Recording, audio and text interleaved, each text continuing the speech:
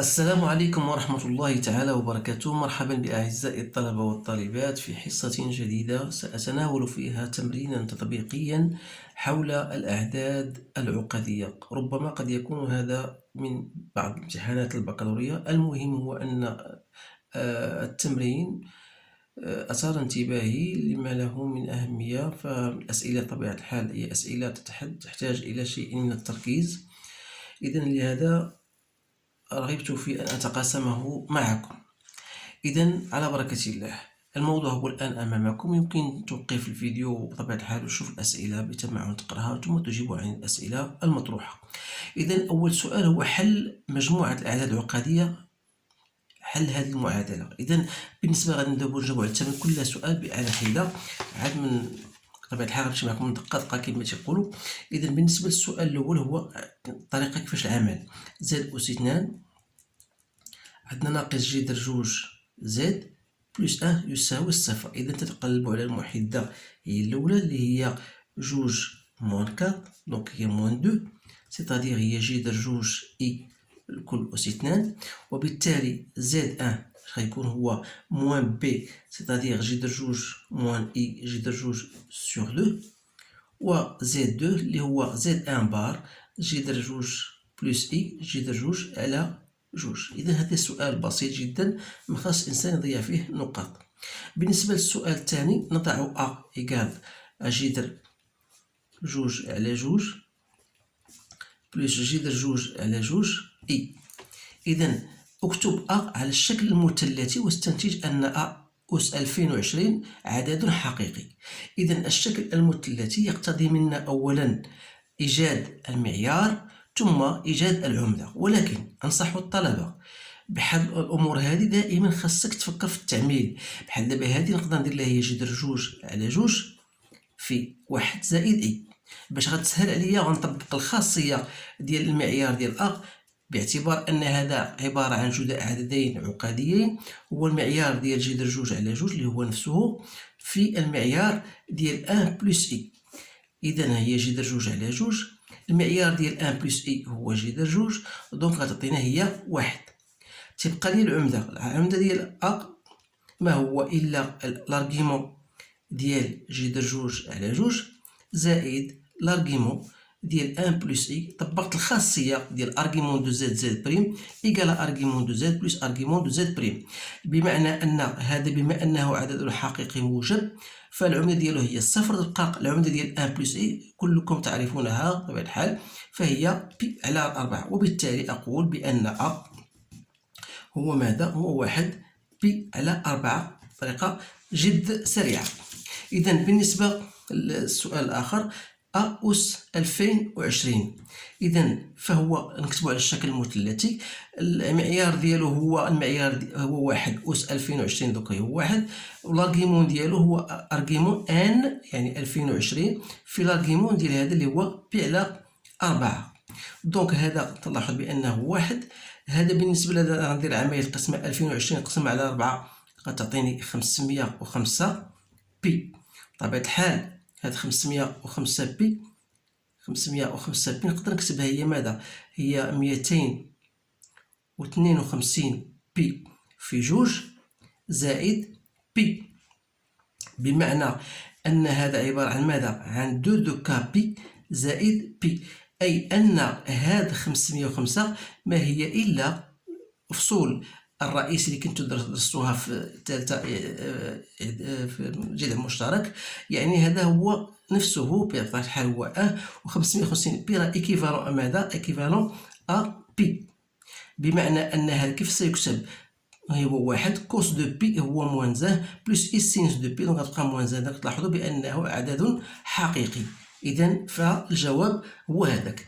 الآن سؤال باء، ليكون بي cos de pi sur 8 plus i sinus de pi sur 8. قلت أثبت أن بي أس 2 يساوي أ. إذا خصك تفكر بزاف، لأن هذا يمكن كتابته على الشكل المثلثي، يعني أن المعيار ديالو هو واحد والارغيمون ديالو هو بي سير 8، بمعنى أن بي أس 2 غتكون هي واحد أس 2 اللي هي واحد، و 2 بي لاغيمون ديالو غيكون هو 2 بي سور 8. يعني شنو هو واحد بي سور 4 اللي هو ماذا؟ هو ا. دونك بي او كاري ايكال ا. نمشيو للسؤال الثالث. اذا نحاول دابا نوريكم لي تروك لان اش يخلي الطالب دابا تيمشي يتيه في المتاهات، لانه ربما ما تيكون ما حاضرش الدرس ديالو، او انه تيحاول يطبق شي اشياء اللي ما طبقش خاصيات اللي هي معروفه بطريقه سهله اللي كاين في الدرس. ولهذا أنصحكم أولا بتطبيق الخاصيات لأنها مهمة نحتاجها كثيرا.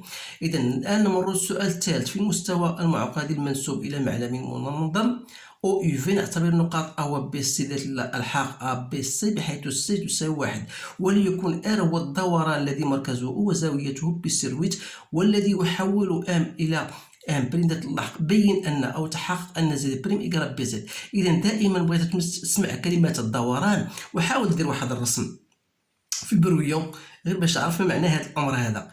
اذا ليكون ار هو الدوران الذي مركزه او والذي يعطينا من نقطتين ام صوره ام بريم ذات اللحق زد بريم وهذه ذات اللحق زد والزاويه بطبيعه الحال ديتا.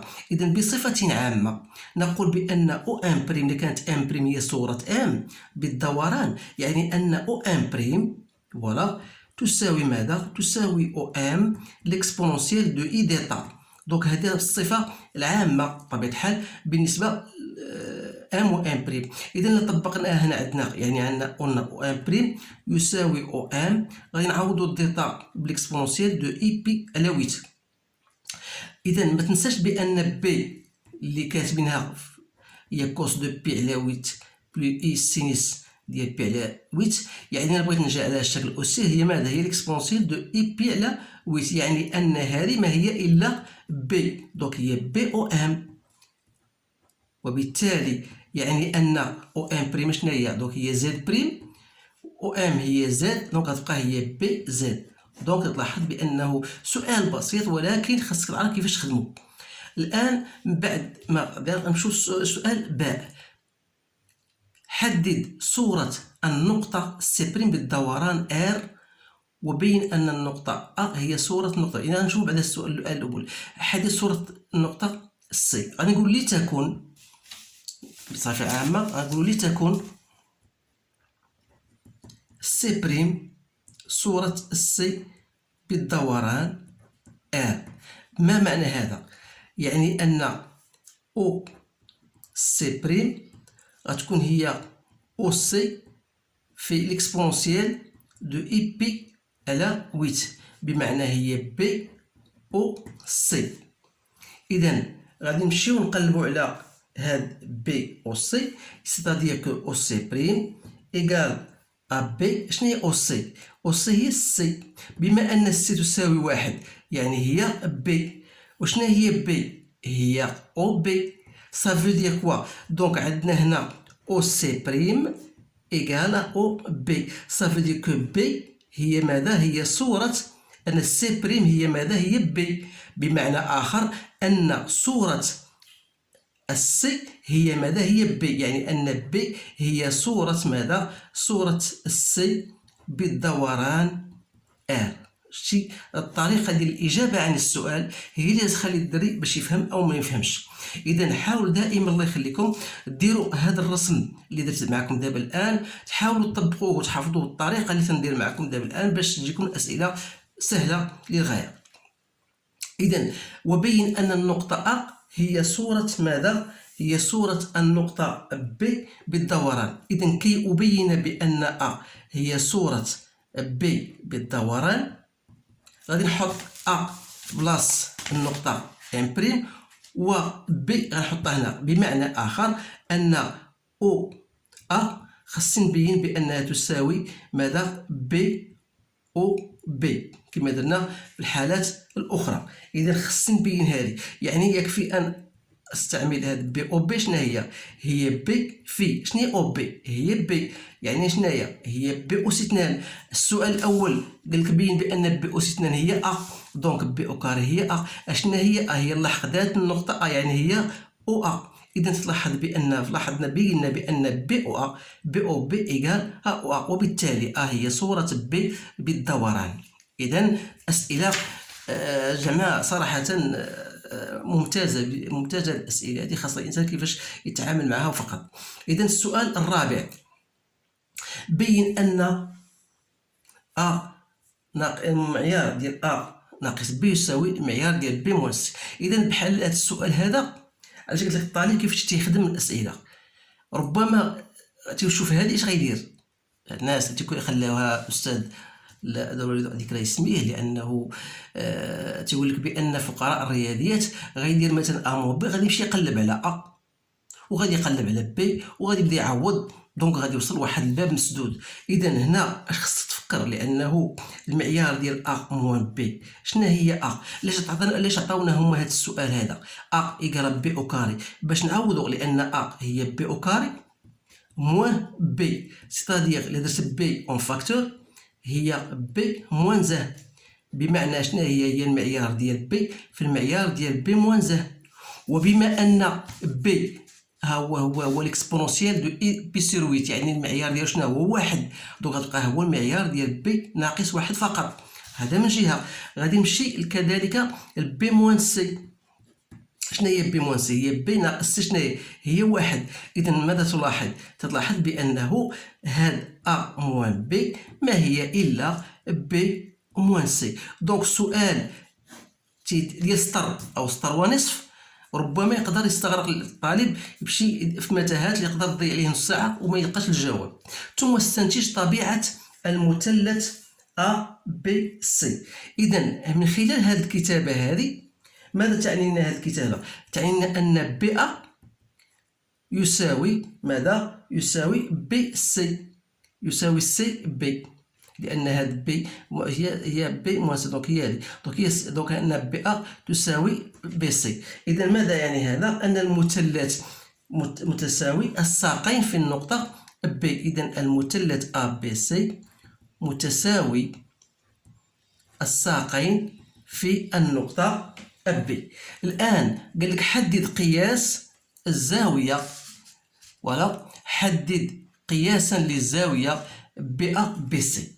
اذا كذلك هذا السؤال هذا، اذا انتبهوا معايا كيفاش غندير ليه. دونك بي ا بي سي القاعده اش تقول لك؟ بان هذا ما هو الا ارغيمون ديال بي سي سور بي ا، سيتادير ارغيمون ديال بي سي هي ماذا؟ هي سي موان بي سور ا موان بي. اذا غادي نعاود نرجع لهنايا بطبيعه الحال. شنو هي السي وشنو هي بي؟ سي موان بي، سي بيان سا. دونك لاحظ معايا هنا مزيان. دونك عندي هي ارغيمون ديال سي هي ا موان بي سور شنو هي ا؟ دائما ترتبط بالسؤال شنو هي ا؟ هي بي اس 2. دونك هي بي اس 2 ناقص بي، سيتادير هي ارغيمون ديال ا موان بي سور بي في بي موان زه.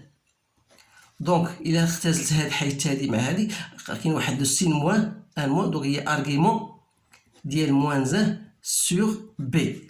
دونك تعرفوا بان ارغيمون دو زد سور زد بريم هو ماذا؟ اذا الخاصيات ضبطوهم مزيان، الله يخليكم ضبطوا الخاصيات اكثر.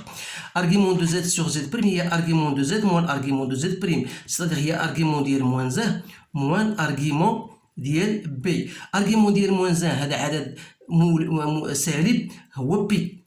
بطبيعة الحال خصكم عارف بان كان موجب هو صفر، كان سالب هو بي.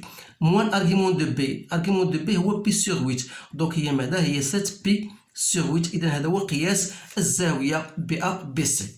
السؤال الخامس: نعتبر ان ت اذا حدث المتجهه اي ولتكن نقطه دي. اذا هي النقطه دي، فوالا النقطه دي هي صوره ماذا؟ صوره ا بالازاحه تي، دونك ذات المتجهه اي. معنى هذا ان ا دي فوالا هي اي. اذا يعني ان الا كان دي اللاحق ديالو هو بوتي دي، اعتبره هو بوتي دي ناقص ا تساوي ماذا؟ او. شنو هو اللاحق ديال او؟ بطبيعه الحال هو واحد، لان او هو المنظم، هو المعلم انت او او في، دونك يعني هو واحد، وبالتالي الدي هي ماذا؟ هي ان بلس ا. اذا فوالا اللاحق ديال النقطه الدي اللي قال لك بين. اذا هو 1 بلس ا. ما معنى 1 بلس ا؟ يعني 1 بلس ا ديجا هي بي او كاري، دونك هي 1 زائد بي اس 2، وهذا هو الجواب ديالو. إذا غادي نمشيو دابا للسؤال الأخير، هو قال لك بين بأن بي أس 2 زائد 1 على بي تساوي بي زائد بي بار. إذا باش نبين أنا هذه المسألة هذه يكفي أن أبين بأن بي في بي بلس بي بار يساوي بي أو كاري بلس 1. إذا غتقول لدينا بي فوا بي بلس بي بار هي ماذا؟ هي بي فوا بي سي بي أو كاري بلس بي بي بار. إذا في الدرس عارفين بأن زد بار هو الموديول دو زد أو كاري. دونك فوالا، بما ان المعيار ديال بي هو 1 دونك غتبقى عندنا بي او كاري زائد 1 وهي النتيجه المتوخاة، يعني ان بي او كاري سور بلس 1 سور بي. فوالا بي او كاري بلس 1 سور بي، لقيت على بي غتبقى عندي ماذا؟ بي بلس بي بار. غادي نكون وضحت هاد الامور مزيان. هذا من جهه. ثم قال لك بين واستنتج ان النقاط او بي و دي مستقيميه. اذا ماذا يمكن ان اقول؟ ماذا يعني ان بي او كاري زائد 1 سور بي تساوي قلنا بي بلس بي بار. تعرفوا بان زد زائد بار هي دو فوا لا بارتي ريال دو بي. اذا بارتي ريال فوا دو يعني ان ابارتيان ار. شنو هو بي او كاري بلس دي؟ فوالا هو اللحق ديال النقطة دي، يعني هو او دي سور بي. شنو هي او بي.